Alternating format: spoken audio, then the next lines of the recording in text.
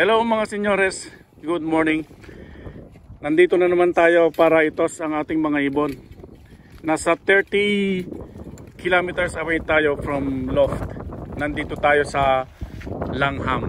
Yan po yung Langham, Saskatchewan. Kung natatandaan nyo po, dito tayo nag triple toss at single toss noon. Dito ko pinitawan si Paloma noon na bumalik sa ibabaw ng crates. Ayan. Ayan po yung mga ibon natin. Okay. So this is the fourth toss of our young birds. Sana umuwi sila ng maayos. Okay. Ito yung kan po, yung kalangitan. Sa daan kanina umuulan pa. Sana hindi maismas yung ating mga ibon. Kaya lang kailangang itos. Sana hindi magsisi. Baka sising alipin ang mangyari. Ayan. Diyan po sila papunta sa gawing east. Ang kainaman naman ay tailwind sila. Ayan yung galaw ng damo.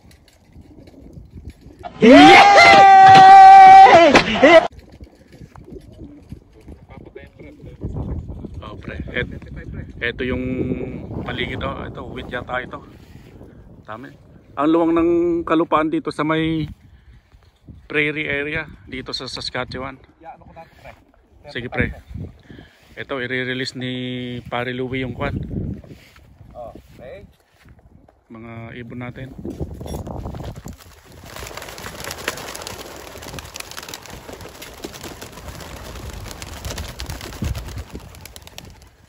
Ay.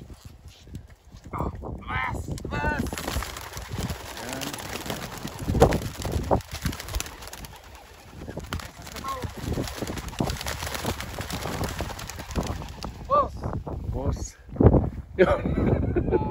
Ang dami niya. Alam mo ano pre ah. Alam mo karera na talaga. Oo. Ayan. Ilang piraso pre yan sa'yo? Hindi ko binilang pre pero malamang nasa 50 yon. 50 at saka 23 sa akin. Oo. Yun, nakasum na. Yun ang pinakakuan. Wag lang sana nga abutan ng ulan sa daan. Maski maulap. Kayang umuwi lahat. At sana walang madisgrasya ulit. Bali 5 na yung may tama sa bahay, mga injured. Ayun na, malayo na sila mga senyores. Sige, kita-kits sa Loft sa Saskatoon. Bye now. Bawi na tayo mga senyores. Ayan, umaambon, umuulan. Naloko na. Baka makauwi yung mga ibon natin.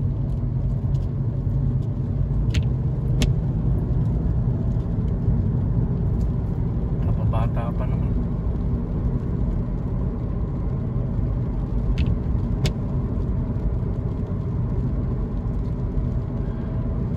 Sige mga senyores, kita-kits sa bahay.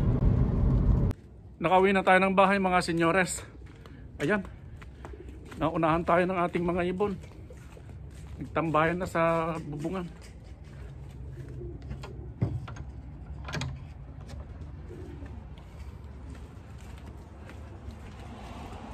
Check natin kung kumpleto sila.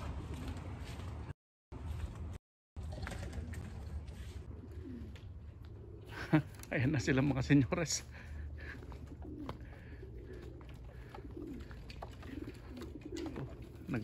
Nagkalat. Tapos nandun sila sa bubungan. Zoom natin. Yun, maambon.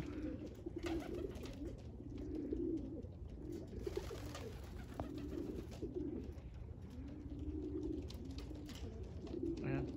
Hindi natin alam kung kumpleto.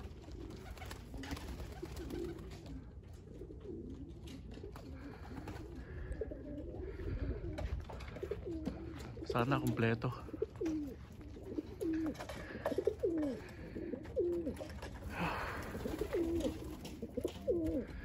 Puti. Dalawa. Apat yan.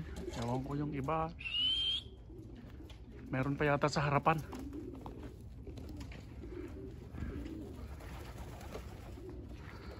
Isa, dalawa.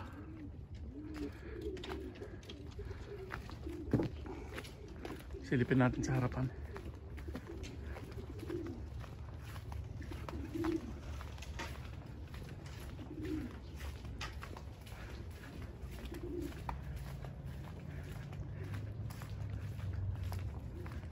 Oh, bulaklak na yung lili natin.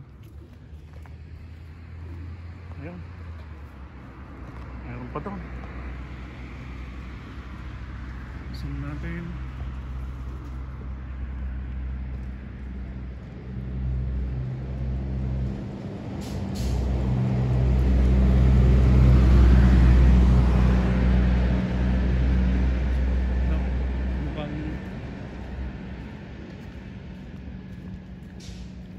Mukhang walang puti ah.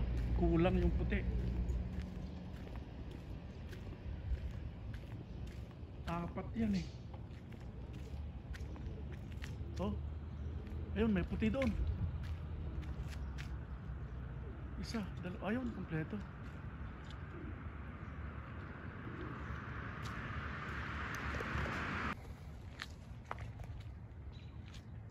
Yan mga senyoras, nagliparan pa ulit. Ayan. Nabugaw sila.